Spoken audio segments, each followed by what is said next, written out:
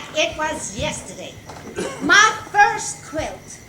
Mama had one of them frames that swung down from over the bed, and she always had a quilt in it. She quilted for the public to pay our way. Now, she might take one out late at night when she was finished and wait till morning to put the next one in. But that was as long as it ever was. Oh, Mama was a beautiful quilter. She had the smallest stitches and the smallest feet in the county. Everybody knew it. She wouldn't let nobody touch her quilts. Sometimes when she was through quilting for the day on a job that she liked a lot herself, she would pin a cloth over the top of her quilt so that nobody could look at it till she was done. Oh, I always longed to work with Mama, and I can tell you how plain I recall the day she said, Sarah, you come quilt with me now if you want to. I was too short to sit in the chair and reach the frame, so I got my needle and thread and stood beside her. I put that needle through and pulled it back up again and then down, and my stitches was about 3 inches long. Papa come in about that time. Florence, that child's flat ruining your quilt. Oh, she's doing no kind of a thing. She's quilting her first quilt. Well, you're just going to have to rip it all out tonight. Well, them stitches is going to be in that quilt when it wears out.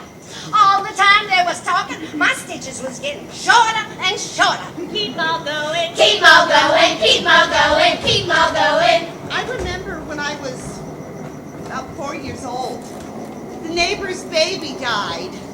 And all the neighbors, they were called in to help. Mama, she knew her part. Because right away she went to her hope chest and got out some blue silk. Now I knew that silk was special. I got to carry it.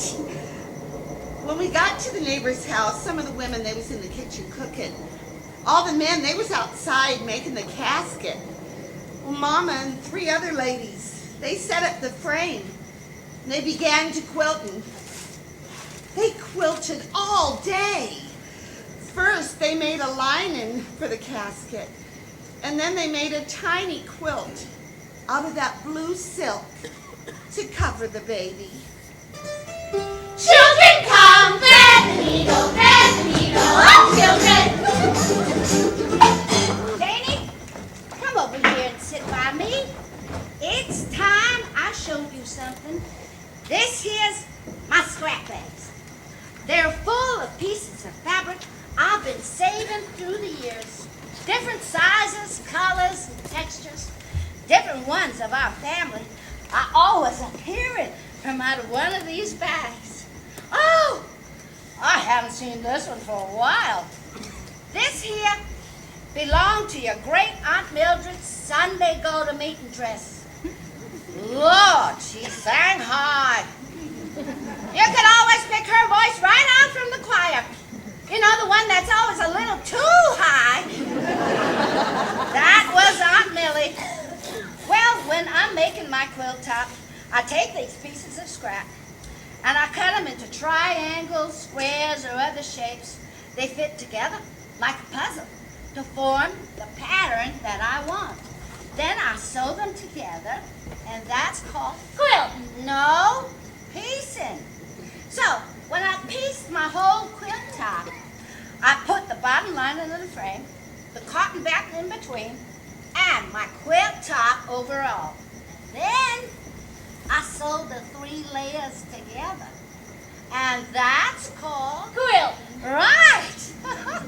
Now, when you're a really good quilter, you'll be able to get 11 stitches to the inch.